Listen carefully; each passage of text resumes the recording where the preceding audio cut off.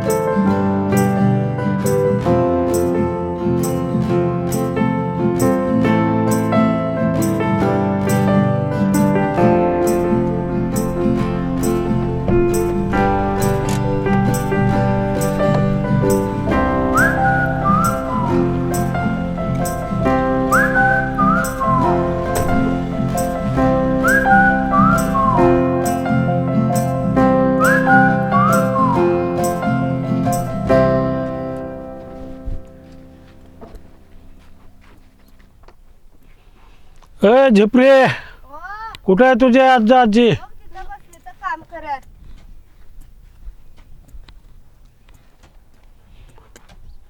ए कुठे आहे तुझे आई वडील? तिकडे पाणी प्यायला गेलं. ए कुठे गेलता रे? पाणी प्यायला गेलतो मालक. हे तुझ्या काय बापाने फेडायचे काय उचल दिलेली आहे? नाही मालक, करतोच ना काम. हा, तुझी बायको कुठे आहे? माहेराला गेली या. माहेरला गेले. हा. हे पसारा मांडलेला, हे पैसे फेडायचे कोण? आम्ही फिरतो की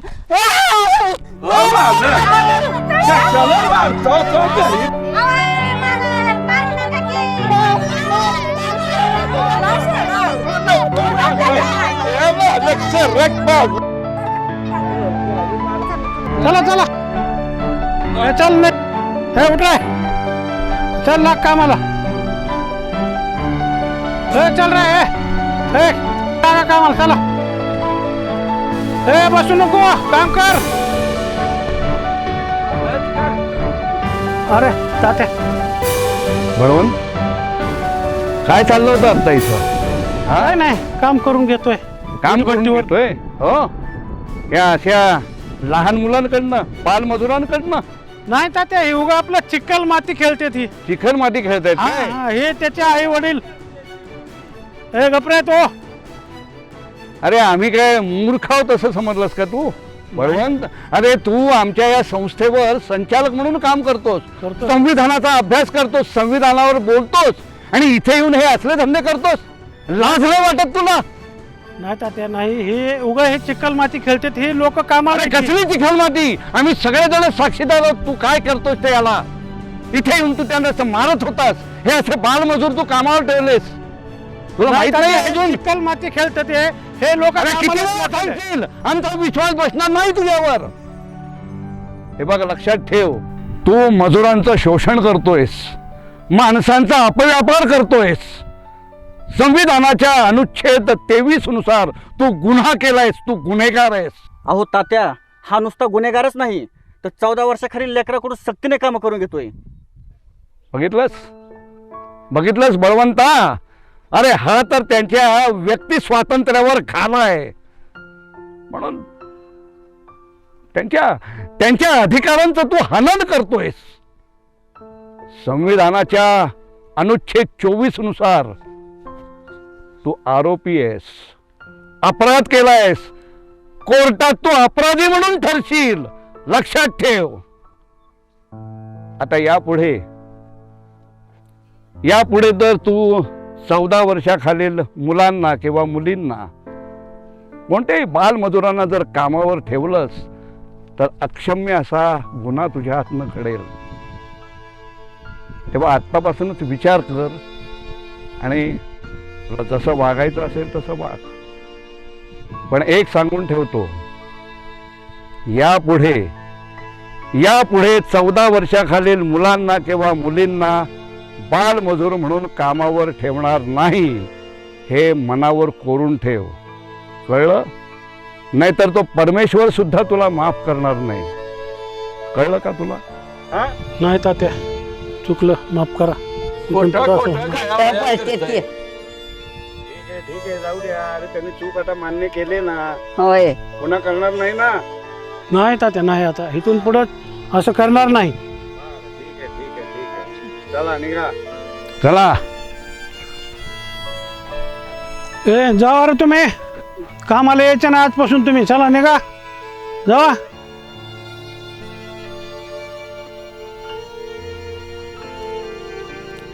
वा बळवंता, वा.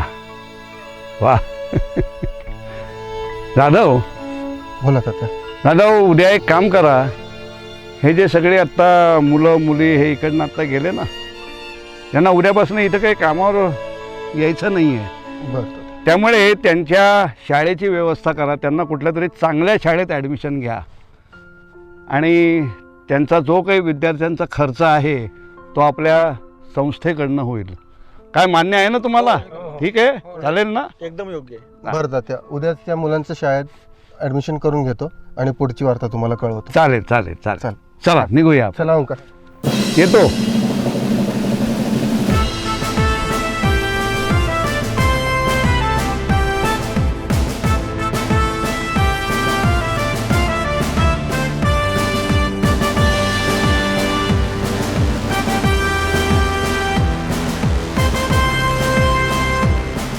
तुम्ही काय हसतायत? आम्हाला पण दाखवा.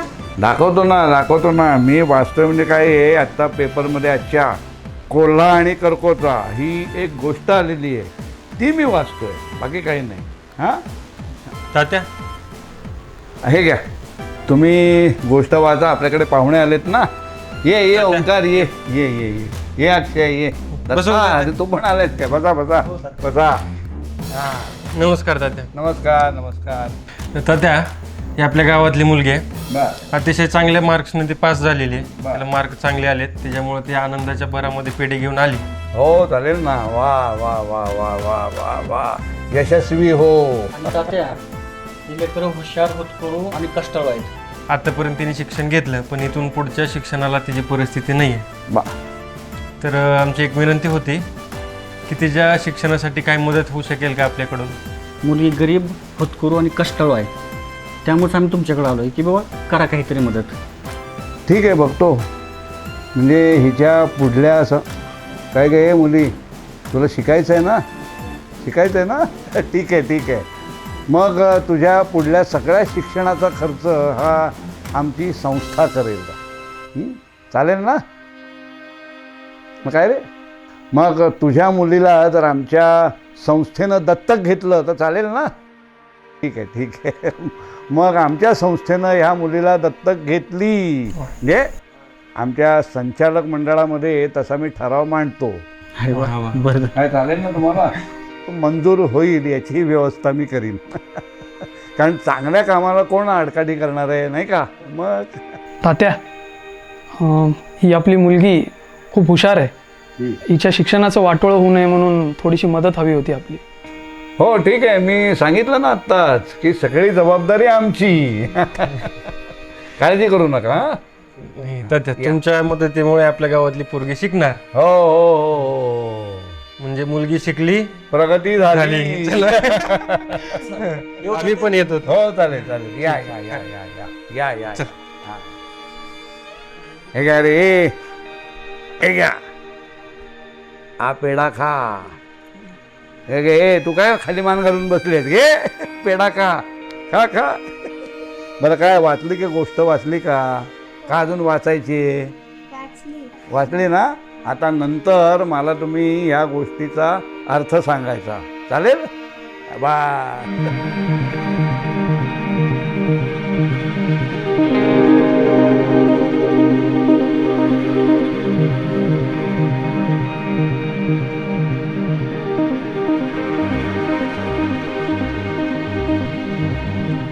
बरं बोला, काय चहा घेणार का कॉफी घेणार?